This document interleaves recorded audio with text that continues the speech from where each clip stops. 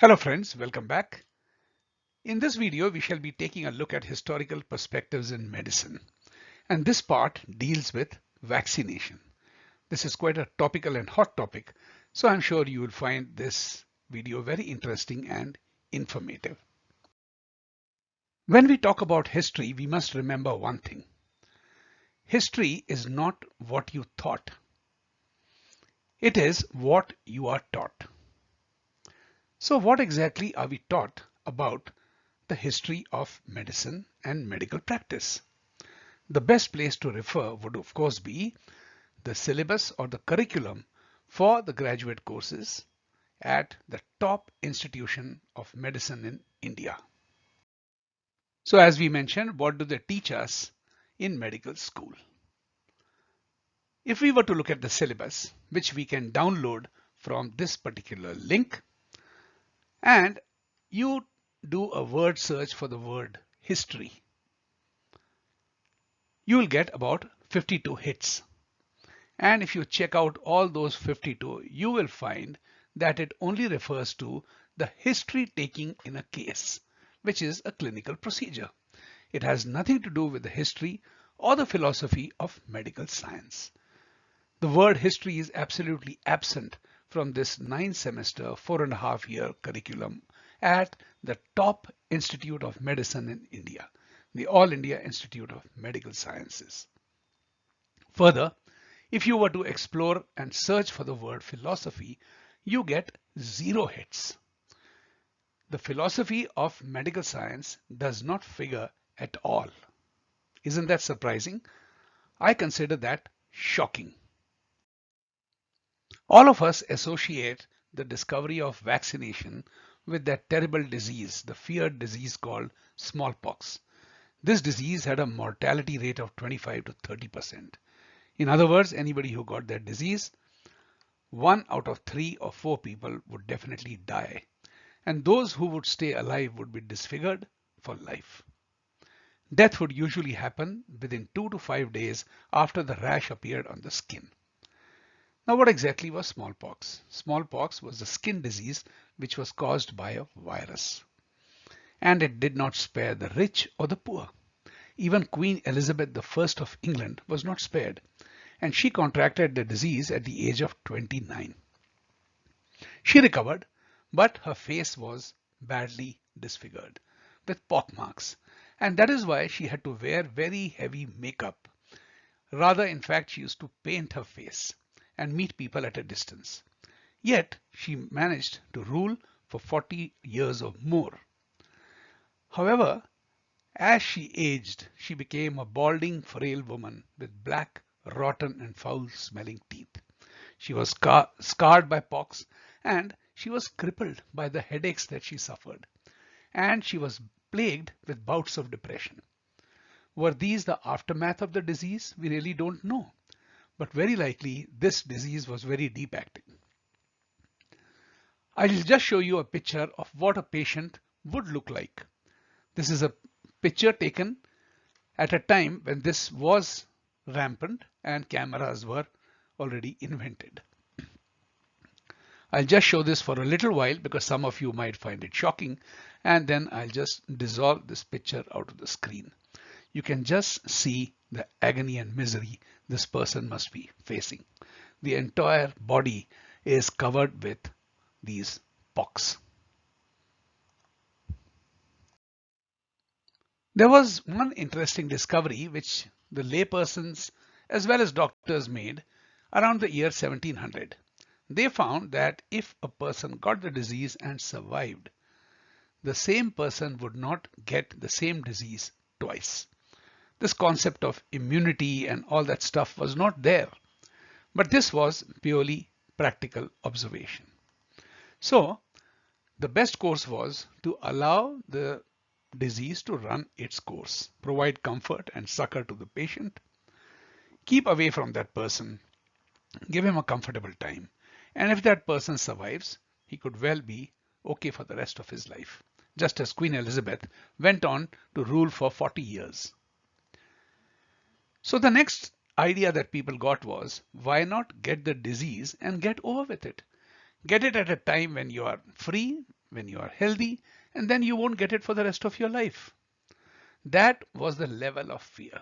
And I'm sure those of you who stayed on to see that picture in the previous slide would not differ from that idea. The very misery and the terrible state that that person appeared, anyone would think, if I could just get over with this disease as fast as possible, I would be secure and safe for life. In fact, there are many places in the world where this had been practiced. In Europe, they would call it isopathy. The Chinese also had a practice, and it was there in Africa and Middle East as well.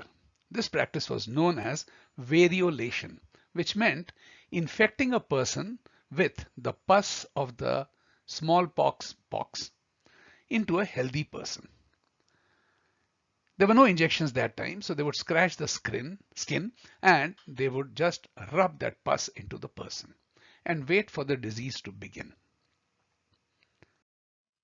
As we saw, rudimentary vaccination or inoculation started way back in 1700s. And the mentality that we collectively acquired over the course of these 2 or 3 centuries was, I cannot escape it, I am a victim, I'm going to get it, and I better get it now. Deep inside your psyche, this thought is embedded as a collective memory of the past. And this underlies all the hurry and scare of finding a vaccine for any kind of an epidemic that occurs anytime, whether it's in the past or even today. Unless we understand this fundamental psychological fact, we will not be able to understand anything about vaccination. Now, most of us would call this person, Edward Jenner, as the father of vaccination. Vaccination is always associated with the word Edward Jenner. I'll not go through the stories. He was born in 1749 and he passed away in 1823. By profession, he was a barber podiatrist or a barber podiatrist. Now, back in those times, all surgeons belonged to a class of practitioners who were known as barber surgeons. Barbers were also surgeons and surgeons were also barbers. It was only in the year 1800 that the King of England granted a royal charter and the Royal College of Surgeons was formed. So whenever you see a person having the abbreviations or acronyms MRCS or FRCS after his name, they signify that they are either members of the Royal College of Surgeons or fellows of the professional body called Royal College of Surgeons. So Mr. Jenner was a barber podiatrist and he experimented with this idea on children. His first experiment was conducted on the 14th of May 1796 and he did that on an 8-year-old boy named James Phipps, who was his gardener's son. What we are not taught in history is the fact that long before Jenner did his experiments in 1796, someone else had done it before, and it is recorded in history. That person was Benjamin Jeste, who lived in the time between 1736 and 1816. By profession, he was a dairy farmer. He observed that dairy maids were relatively, and note the word relatively, free from smallpox. And it was reasoned in those days that anybody who had contracted smallpox would have a relatively lower probability of contracting smallpox. So the experiment that he conducted was that he rubbed the matter from the cowpox pustules, that means the eruptions on the skin. He took the pus out and rubbed it on his skin. It did not have any adverse effect.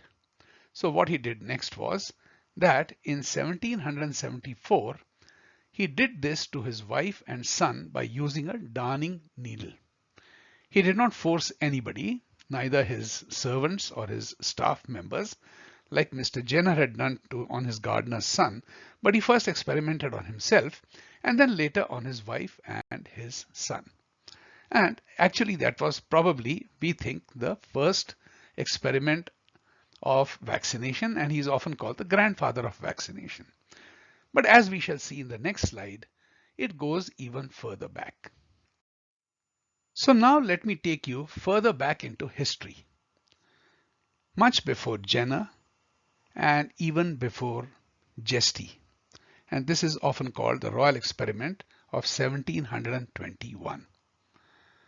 There was one British ambassador who was posted in Istanbul, Turkey, and his name was Wortley Montagu. His wife was very fond of touring around on her own, and she had social contacts from across the different strata of society. She discovered that variolation, we discussed this earlier, which was rubbing the infective material, or rather the pus from the pox that were eruptions on the skin, onto healthy people. This was quite common in Turkey, China, and parts of Africa. In other words, it was being practiced quite far and wide outside of what we call Western Europe today. So he got his son variolated way back in 1718, and he felt that that was a good protection against this terrible disease. Now this ambassador, Wortley Montagu, was a good friend of the Princess of Wales, Caroline, and he told her about his experiences and his adventures in different parts of the world. So she agreed and granted the permission for an experiment to be conducted on 6 condemned prisoners. They were to be variolated and then they were to be set free. If they died, very well, they were condemned to death anyway.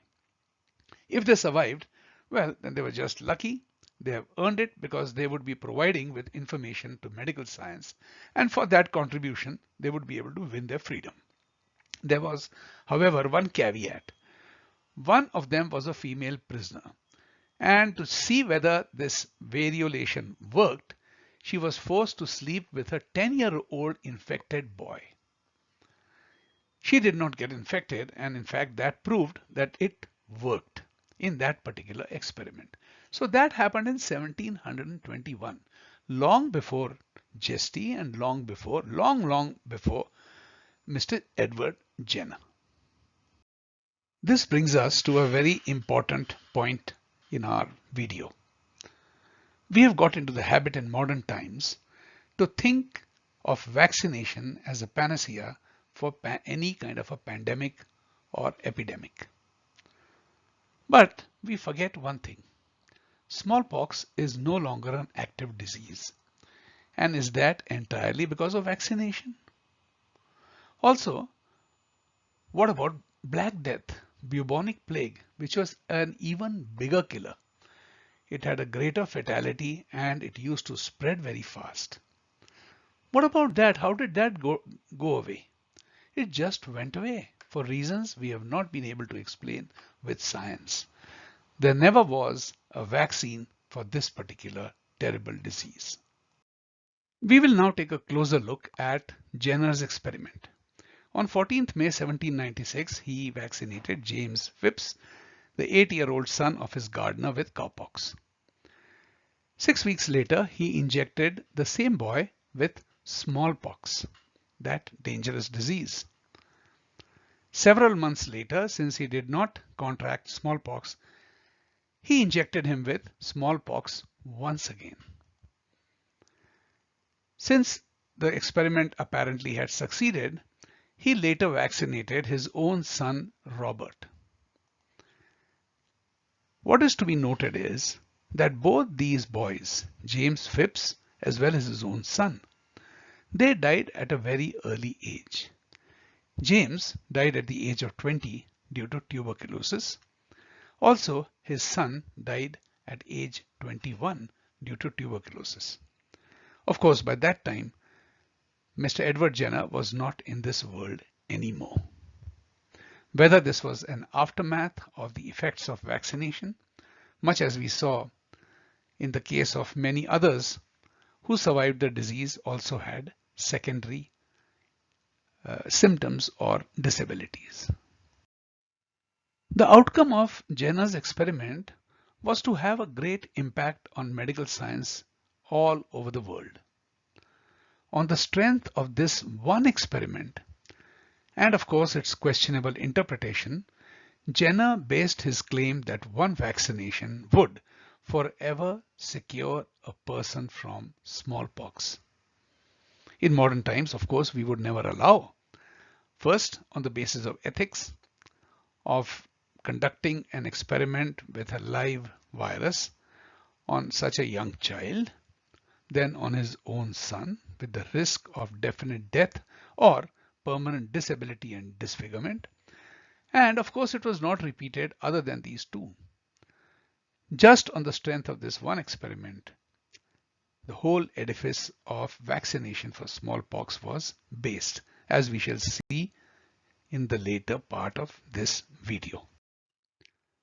Shortly after his experiments and the publication of his findings, many doctors started reporting that milkmaids who had contracted cowpox or had taken the vaccination of cowpox were not immune to smallpox. Jenner had to agree because these examples were far too many. So in 1798, he changed his method and started using pus from a diseased horse who had a similar disease to cowpox. This substance was very smelly and it was very awful and it was very bad and distasteful that many people were averse to having anything prepared out of that. However, he tried that as well. Over the years, vaccination became acceptable in medical practice.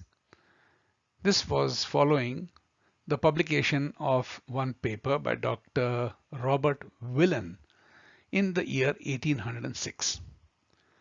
His paper was not based on any original research, it was based on Jenner's work alone. And in that paper, he called it as a true prophylactic, that means a true preventative medicine for smallpox. This was despite the fact that there wasn't clinching evidence and that there were many cases of people contracting the disease despite the vaccination. Many still got infected despite the vaccination, and this was denied or it was not included in the paper. Only selective information was used, which is, in today's parlance, quite unethical. Over the course of years that followed vaccination, there were a large number of reports of deaths from across different counties and parts of Britain as well as in America. The first action, of course, was to deny the deaths, despite the fact that they were being reported. Now, in 1823, Mr. Edward Jenner passed away, and by that time he was using three kinds of vaccines. They were the cowpox vaccine, that derived from horse grease, and there was one which was a mixture of horse grease and cowpox. Horse grease, you will remember, was from the pus obtained from a diseased horse from his hooves. They all resulted in deaths. All the three combinations were as effective or as deadly. So they introduced a new program called revaccination. Sounds familiar? Yes. Nowadays we call it a booster shot. So revaccination was introduced, which meant that you ought to take this vaccination more than once. Following the denial of so many deaths, what ensued was a cover-up. Hospitals had to record the deaths, and either they followed a strategy where they showed that the people who died were unvaccinated, because of course record keeping was not as precise as it is today, or they said that infection cases after vaccination was a new disease called pustular eczema and not smallpox. This was a kind of a deceitful action, to say the least. Now, one thing we know is that numbers don't lie because they can always be analyzed at a later date.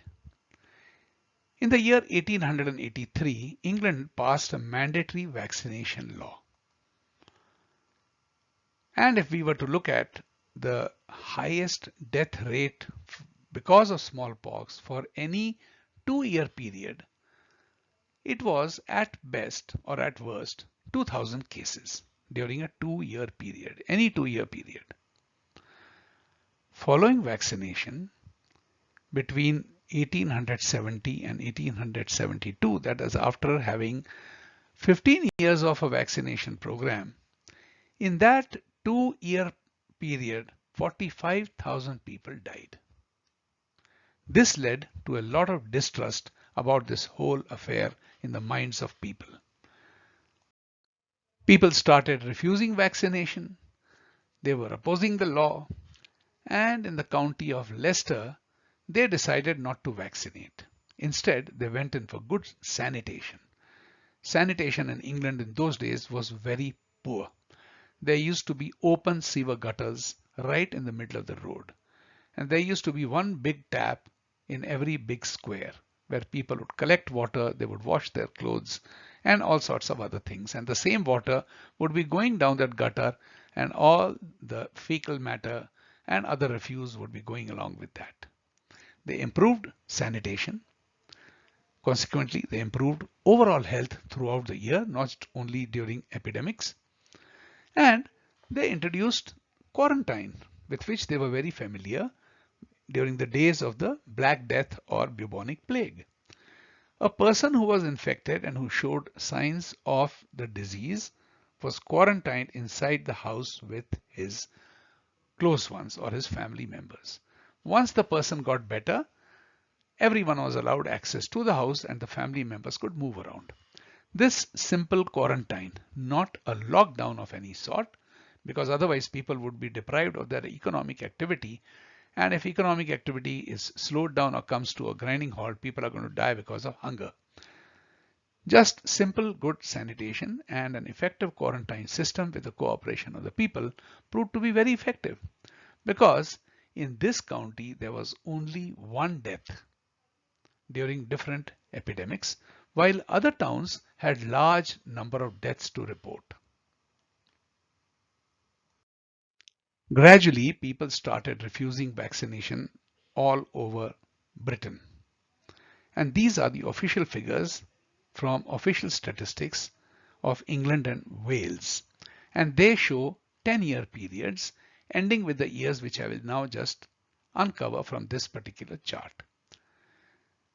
For every 10-year period, there is a percentage of babies who were vaccinated for smallpox.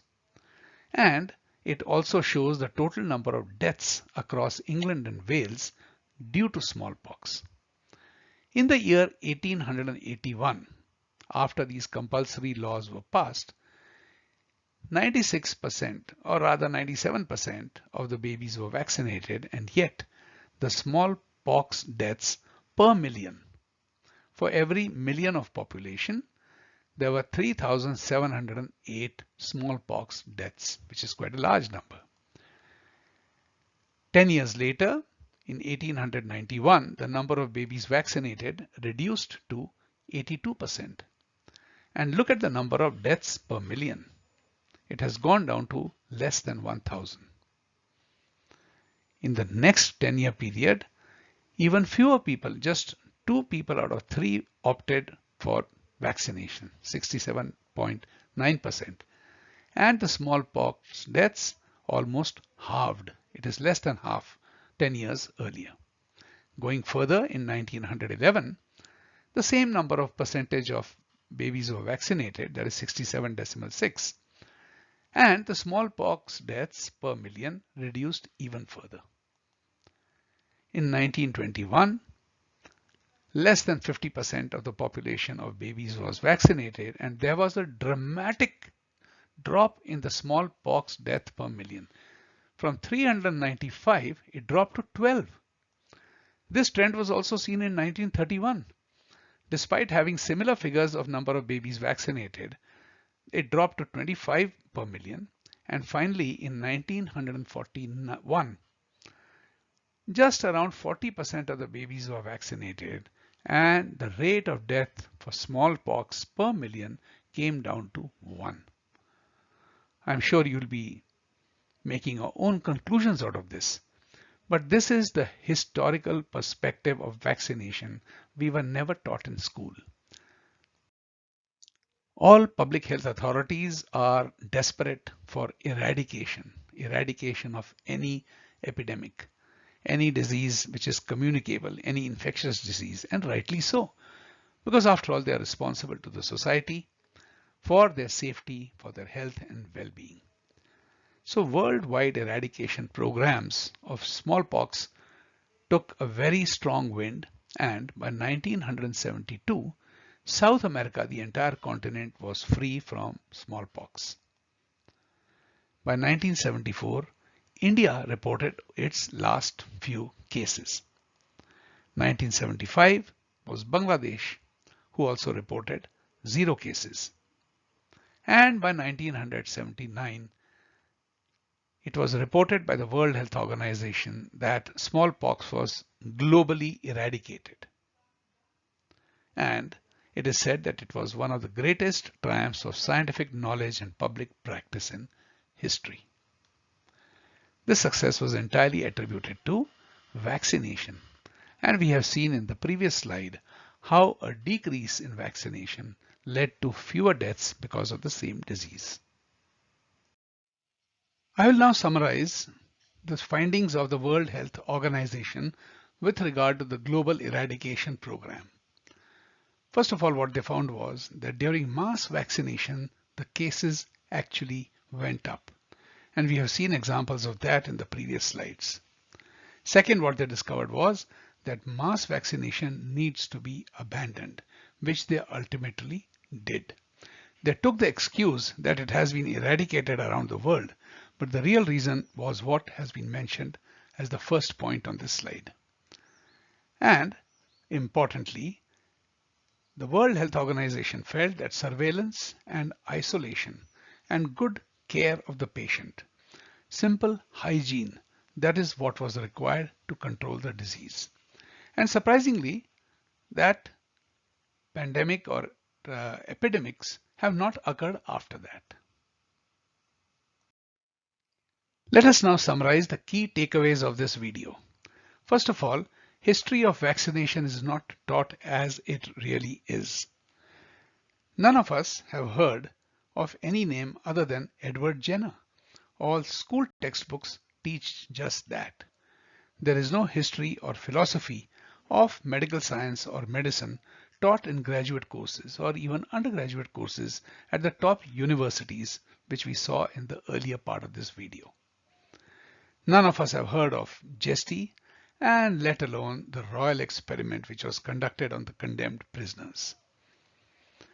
The revolution, or the so-called revolution of vaccination, was just based on one experiment by one person on 2 boys, 2 children who were about 8 or 10 years old at that time. Isn't that surprising? Isn't this more like blind faith? Science requires replicability, and that sadly is lacking in this particular case. We also found that more than the vaccine, hygiene and care and compassion goes a long way in controlling even such dangerous and maiming disease like smallpox. Finally, we also saw that even the World Health Organization, through its apparatus of collecting data globally, had to finally stop mass vaccination. This brings us to the end of this video. There are many more videos in this series about the history of vaccination, and there'll be still more on the history and philosophy of medicine and medical science. For the time being, thank you very much. We shall be taking a look at polio as well as the vaccination program of measles. And the information that you'll collect is nothing short of a scandal. For those of you who wish to research further or examine the data presented in these slides, I would like to invite you to these selected references. And mind you, each of these references will in turn open the doorway and the gates to still more research. You can treat these selected references as summaries of other studies done worldwide. So meet you in the next video, and until then, bye bye. Thank you.